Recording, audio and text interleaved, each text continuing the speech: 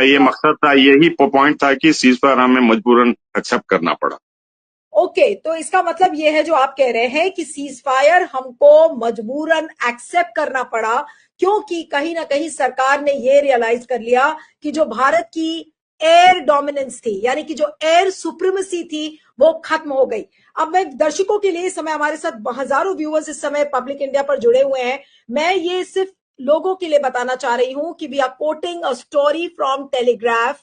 ये टेलीग्राफ की हुई स्टोरी है, जिसमें मेम्फिस बाकर की स्टोरी है। Memphis Barker is a correspondent who's done this story, he is a senior foreign correspondent, और ये उनका कहना है कि J-10Cs, PL-15s मिलाकर चाइना और पाकिस्तान ने एक ऐसा इनविजिबल नेटवर्क बनाया है जिसकी वजह से हमारे पायलट्स ट्रैप हो गए।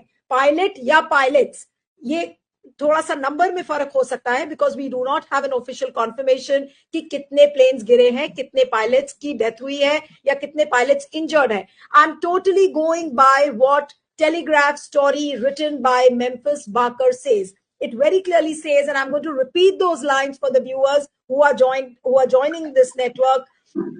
उसके मुताबिक, Indian Air Force had been assembling for days nearly 180 aircraft concentrated on the Western Front.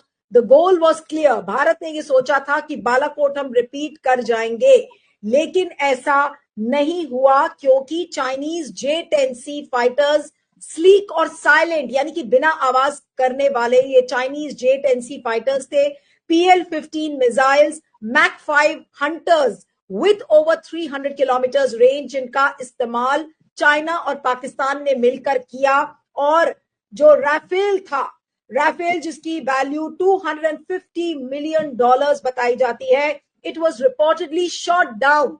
I am not saying this that the Rafale was shot down. This is a report of Telegraph which clearly says that the Rafale was shot down, and the second Rafale did not make it back. Means जो दूसरा Rafale था वो शायद गया ही नहीं।